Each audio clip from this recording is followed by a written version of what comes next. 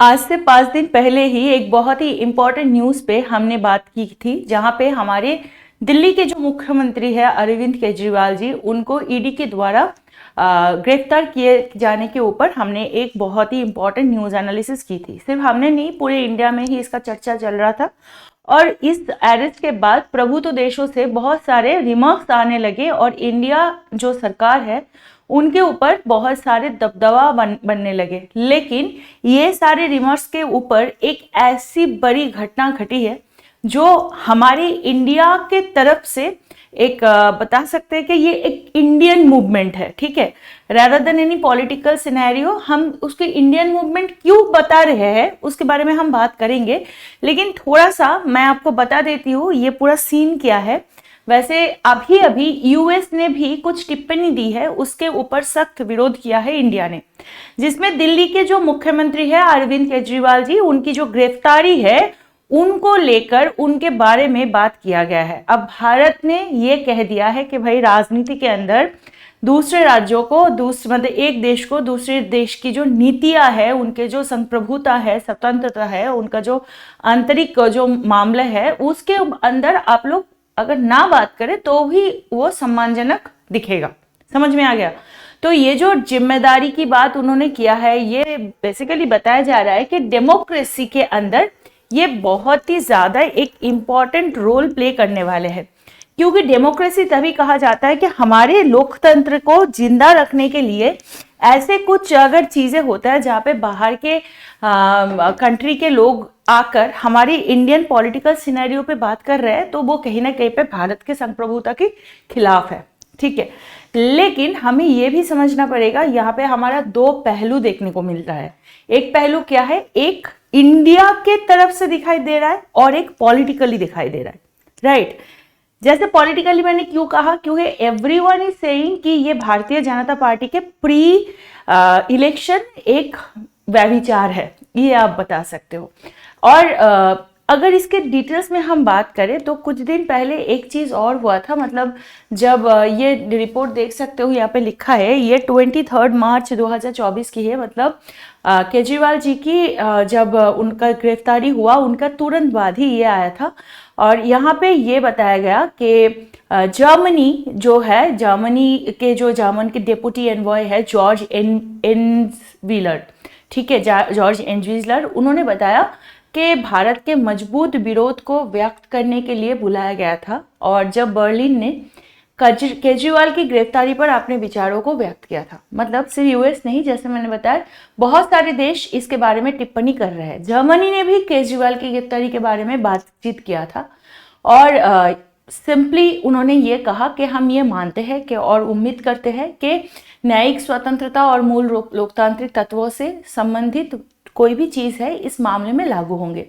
Germany के विदेश मंत्रालय ने ये बात कही थी।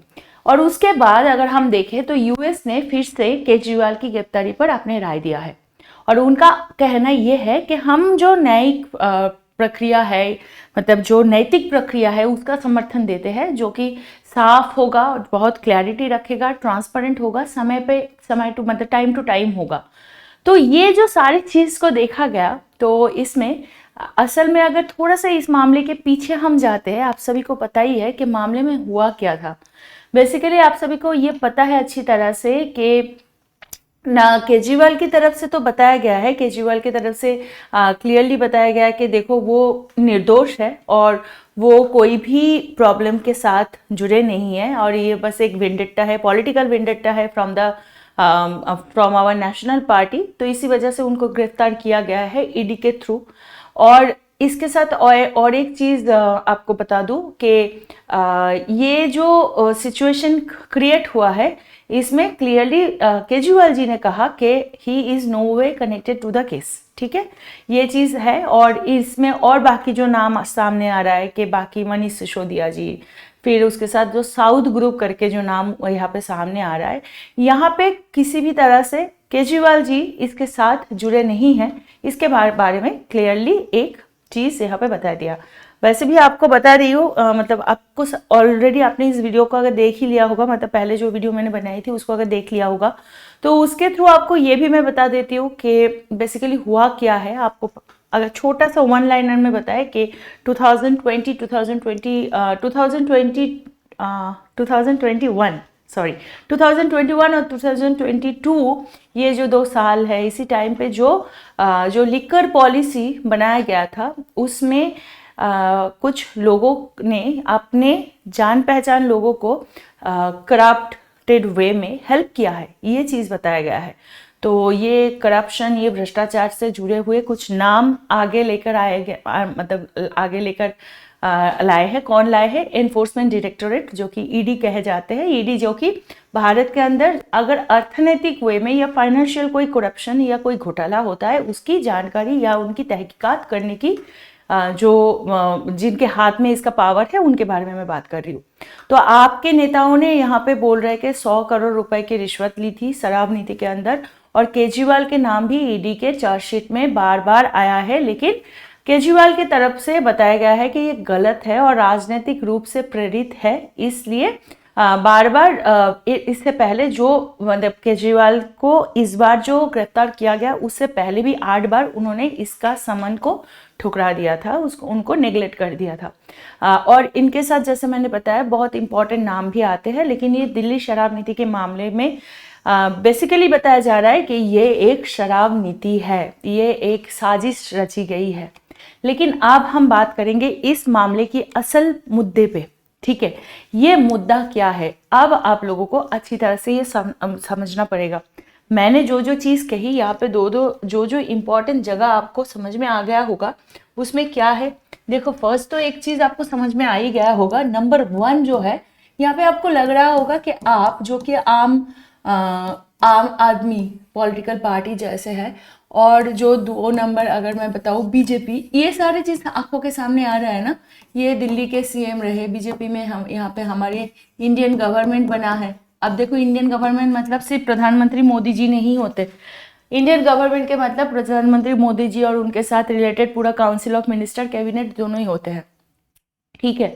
अब देखो, पॉलिटिकल वेंडेटा की बात अगर हो जाए तो हम इस बात पे जरूर कहीं ना कहीं पे सम्मति दे सकते हैं या ना भी दे सकते हैं, ये आप अपने आइडियोलॉजी की बात है। तो हम इस विषय में इस चर्चे पे नहीं जा रहे, लेकिन हम जिस चर्चे में जाना चाह रहे वो है क्या? वो है the term which is been written in the constitution के जो हमारे प्रियम्बल है। और अगर हम कॉन्स्टिट्यूशन, या हमारी जो संवैधानिक ये है कॉन्स्टिट्यूशन, हमारे ये जो संविधान के जो फीचर्स है या इनके जो कैरेक्टर या विशेषताएं है, अगर इसके बारे में हम बात करते हैं तो यहाँ पे बार बार एक उल्लेख होता है एक शब्द की। वो शब्द क्या है? वो है सॉवरेनिटी।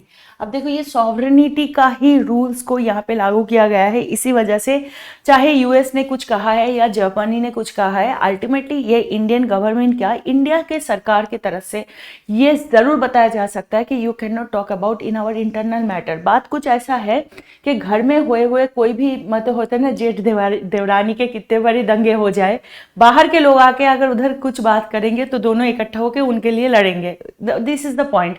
तो इंडिया के जो आभ्यंतरीण मैटर है, इंडिया के जो इंट्रा नेशनल जो मैटर है, उस मैटर में अगर कोई भी कुछ भी बातचीत करेंगे तो भारत इसका सख्त खिलाफ होंगे, यही सॉवरेनिटी बताते हैं। तो according to the political scenario definitely there can be so many terms जिसमें हम पॉलिटिकल वेंडेटा कह सकते हैं, या हम इसको ये कहते हैं कि ये एक तछरूप है जिसको पॉलिटिकली आगे लिया जा रहा, आगे लेकर आके हम रख रहे हैं। फिर बहुत सारे लोगों को ये भी लग रहा है, और शायद किसी तौर तक ये साजिश भी है कि मैक्सिमम लोग जो भी अच्छे ऑपोजिशन पे होल्ड कर रहे हैं उनको उनके पीछे ईडी लगा देना, या ये सारी चीज़ हमें न्यूज़ में देखने को मिल रहा है कि क्या हो जा रहा है। जो हमारी रूलिंग पार्टी है वो अपने सीट को अच्छी तरह से एक मतलब उसको प्रकट करने के लिए ये क्या कर रहे हैं, अपने जो ऑपोजिशन पार्टी है उनके खिलाफ बड़े बड़े मतलब स्टेप ले रहे हैं, सिंपल। लेकिन इस साइड को अगर हम साइड कर दें तो definitely Indian government can say this to any other government, क्योंकि हम सबसे पहले एक सॉवरेन कंट्री है जिसका हिंदी मतलब होता है संप्रभुता, मतलब हम ही हम हैं, मतलब हमारे अंदर हम कोई भी पॉलिसी करेंगे, हम कोई भी डिसीजन लेंगे, हमारे गवर्नमेंट ऑफिशियल से कुछ भी चेंजेस किया जाएगा, उसके कारण और उसके हित सारे कुछ इंडिया के वजह से इंडिया के तरफ से या इंडिया के लिए लिया जाएगा। समझ में बात आ गई। तो यही चीज़ को कंटिन्यूएशन पे रखते हुए भारत की तरफ से, भारत की जो मिनिस्ट्री ऑफ एक्सटर्नल अफेयर्स भी है उनके तरफ से डायरेक्टली बताया गया है कि बात मत करो हमारे बारे में, ठीक है, हम किसको जेल में डाले हैं, क्या नहीं डाले हैं, आगे जाके क्या मामला आने वाले हैं, ये सब चीज़ों पे आप लोग बात नहीं कर सकते हो। और आपसे हम आशा रखेंगे कि आप भी हमारे लोकतांत्रिक जो परिकाठामों है या जो हमारे इंफ्रास्ट्रक्चर है, संविधानिक जो इंफ्रास्ट्रक्चर है उसका मद्देनज़र रखोगे, और यही एक अच्छे कंट्री का रूल्स होता है। तो this was the everything about the news today. आपको समझ में आ ही गया होगा कि हम बात किस पे कर रहे हैं, क्या है सीन इसमें। तो आपसे मिलेंगे नेक्स्ट सेशन में, तब तक के लिए please be a responsible citizen, keep watching Endeavour Prep. हमारे यूट्यूब पे अगर नए हो तो इसको सब्सक्राइब करना मत भूलना। आपसे मिलेंगे नेक्स्ट सेशन में, तब तक के लिए जय हिंद।